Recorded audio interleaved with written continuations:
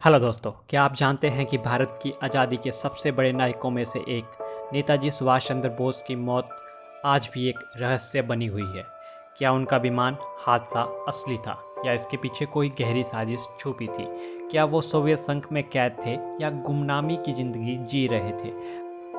आज के इस वीडियो में हम नेताजी की रहस्यमयी मौत की पूरी कहानी जानेंगे। उनकी आखिरी उड़ान, विमान हादसे के विरोधाभास और वो दावे जो कहते हैं कि नेताजी जिंदा थे। तो चलिए शुरू करते हैं। 18 जनवरी 1941 रात 1:35 पर एल्गिन रोड कोलकाता पर एक जर्मन वॉरंडर कार आकर रुकी। कार का नंबर था BLA 7169।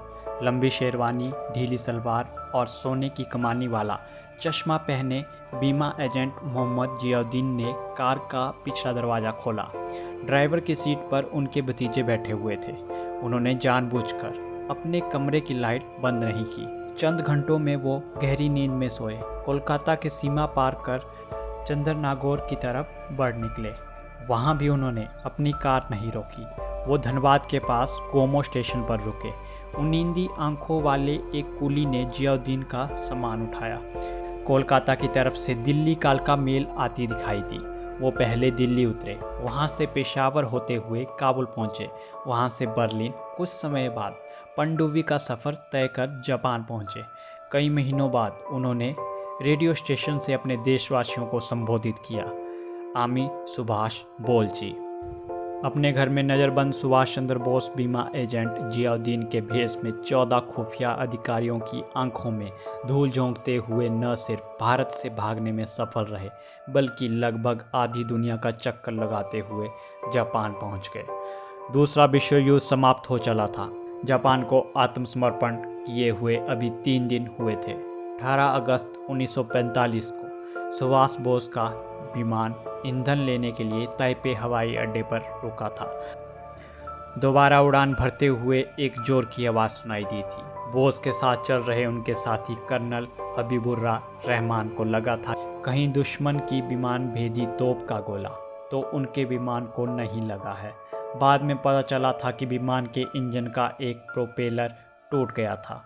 विमान नाक के बल जमीन से आ टकराया था और हबीब की आंखों के सामने अंधेरा छा गया था। जब उन्हें होश आया तो उन्होंने देखा कि विमान के पीछे का बाहर निकलने का रास्ता सामान से पूरी तरह रुका हुआ है और आगे के हिस्से में आग लगी हुई है। हबीब ने सुभाष बोस को आवाज़ दी थी, आगे से निकलिए नेताजी। बाद में हबीब ने याद किया था कि जब विमान गिरा था तो नेताजी की खाकी वर्दी पेट्रोल से सराबोर हो गई थी। जब उन्होंने आग से घिरे दरवाजे से निकलने की कोशिश की तो उनके शरीर में आग लग गई थी। आग बुझाने के प्रयास में हबीब के हाथ भी बुरी तरह जल गए थे। उन दोनों को अस्पताल ले जाया गया था। अगले 6 घंटे तक नेताजी को कभी होश आता तो कभी बेहोशी में चले जाते। उसी हालत में उन्होंने आबिद हसन को आवाज़ दी थी, आबिद नहीं है साहब, मैं हबीब हूँ। उन्होंने लड़खड़ाती आवाज़ में हबीब से कहा था कि उनका अंत आ रहा है।